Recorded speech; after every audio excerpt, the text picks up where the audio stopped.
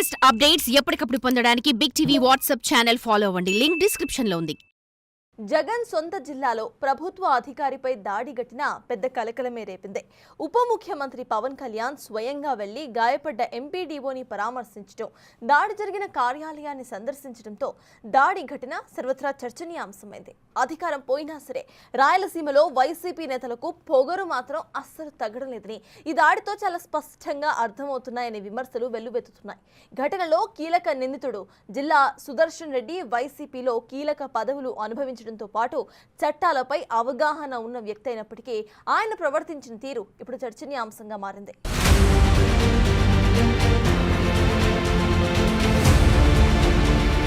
కడప జిల్లా Galiveedu MPDO Jawahar బాబుపై YCP నాయకుల దాడి నేపథ్యంలో ఆ పార్టీ ఆత్మరక్షణలో పడింది. ఘటనను ఉప ముఖ్యమంత్రి పవన్ కళ్యాణ్ తీవ్రంగా పరిగణించడం, బాధితుడిని పరామర్శించడంతో పాటు దాడి జరిగిన ఎంపీడీఓ కార్యాలయాన్ని పరిశీలించడంతో సర్వత్రా చర్చనీయాంశంగా మారింది. దళిత అధికారిపై దాడిని ఉద్యోగ వర్గాలు జీర్ణించుకోలేకపోతున్న తరుణంలో ప్రభుత్వం స్పందించడంతో పోలీసులు ప్రధాన నిందితులను పట్టుకుని వారిపై కఠిన చర్యలు తీసుకునే దిశగా వివిధ సెక్షన్ల కింద కేసులు నమోదు చేశారు. వైసీపీ 11 సీట్లు ఇస్తేనే వీళ్ళకి ఇంత అహంకారం చూపిస్తున్నారు. ఓడిపోయి కూడా ఇంత పొగరు చూపిస్తున్నారు. ఓడిపోయి కూడా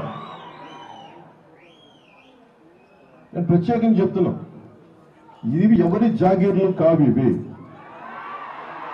ఒక్కరి జాగీర్లు కాదు, ఇవి ఆ రోజులు పోయినాయి. మీరు రకరకాల ముఠాలు పెట్టుకొని మీరు భయపెడతా ఉంటే భయపడే ప్రభుత్వాలు కాదు, ఎన్డీఏ కూటమి ప్రభుత్వం అసలే కాదు. ఇలాంటి చిల్లర పనులకి ఎవరు భయపడరు. ఇంకా పద్ధతి కాదు కాబట్టి భాషని మర్యాదగా మాట్లాడుతున్నారు.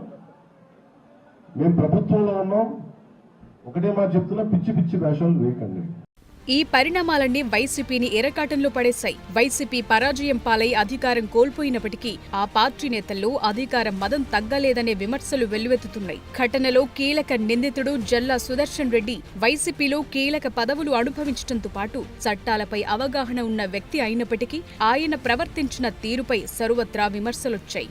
ఈ వ్యవహారం నుంచి బయటపడలేనంతగా పరిస్థితులు నెలకొన్నాయి. ఉద్యోగ వర్గాల నుంచే కాకుండా ప్రజల నుంచి తీవ్ర వ్యతిరేకతను వైసీపీ మూటగట్టు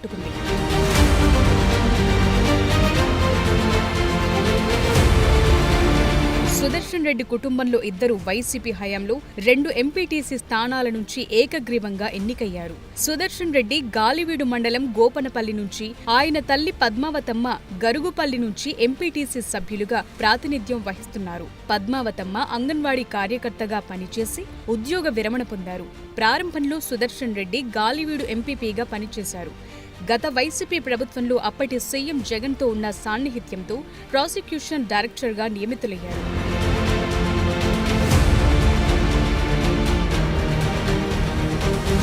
ప్రాసిక్యూషన్ డైరెక్టర్గా నియామకానికి ముందు సుదర్శన్ రెడ్డి ఎంపీపీ పదవికి రాజీనామా చేసి ఆ స్థానంలో తన తల్లిని కూర్చోబెట్టారు. ప్రస్తుత ఘటన నేపథ్యంలో ఆత్మరక్షణలో పడిన వైసీపీ చివరకు ఎదురుదాడికి సిద్ధమైంది. బాధితుడైన ఎంపీడీఓ వ్యక్తిత్వాన్ని హననం చేసే విధంగా వివిధ రూపాల్లో వైసీపీ నాయకులు ప్రచారానికి పాల్పడుతున్నారు. తన శాఖకు చెందిన అధికారిపై దాడి విషయమై స్పందించిన పవన్ కళ్యాణ్ పై విమర్శల దాడికి సైతం దిగుతున్నారు. ఘటన నుంచి బయటపడటానికి ప్రత్యామ్నాయం లేక వైసీపీ నాయకులు ఎదురుదాడిని ఎంచుకున్నారనే విమర్శలు వినిపిస్తున్నాయి.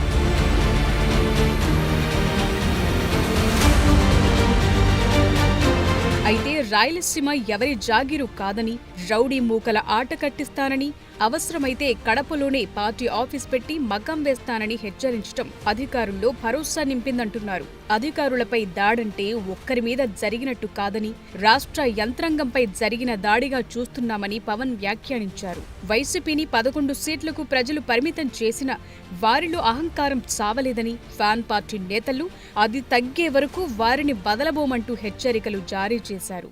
5 సంవత్సరాల కాలంలో మీ పాలనలో ఎంత నలిగిపోయారో ప్రజలు తట్టుకుని వచ్చాం. ఇంకా మాకు అధికారం ఉంది కదా అని చెప్పి గౌరవ ముఖ్యమంత్రి చంద్రబాబు నాయుడు చాలా సంయమనంతో ఉన్నారు. మా సంయమనాన్ని పరీక్షించకండి, మా సహనాన్ని పరీక్ష పెట్టకండి. చాలా గట్టిగా ఉంటా చెప్తున్నాం. దీని తాలూకు పరిస్థితి మర్యాదగా మాట్లాడుతూ ఉన్నాం. రాయలసీమ ఒక్కరి కోట కాదు, ఒకరి జాగీరి కాదు, గుర్తుపెట్టుకోండి. మీ ఇష్టానికి వచ్చి గవర్నమెంట్ ఆఫీసులోకి వస్తాం లెక్క పక్క లేకుండా మాట్లాడతామంటే మేము ఎవరు ఊరుకోం. దాడి ఘటనలో 13 మంది పాల్గొన్నట్టు పోలీసులు సాక్ష్యాధారాలతో గుర్తించారు. వీరిలో ప్రధాన వ్యక్తులైన సుదర్శన్ రెడ్డి, భయ్యారెడ్డి, వెంకట్రెడ్డిలను ఇప్పటికే అదుపులోకి తీసుకున్నారు. వీరిని రిమాండ్ ఖైదీలుగా రాయచోటి సబ్ జైలుకు తరలించారు.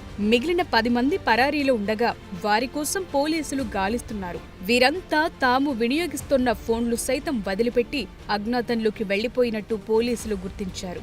రాష్ట్ర ప్రభుత్వం ఆదేశాల మేరకు పోలీసులు కేసును ప్రతిష్టాత్మకంగా తీసుకుని దర్యాప్తు చేస్తున్నారు. మొత్తానికి ఈ ఘటనపై స్పందించిన తీరుతో గబ్బర్ సింగ్ కొత్త ట్రెండ్కు తెరలేపారన్న అభిప్రాయం వ్యక్తమవుతోంది.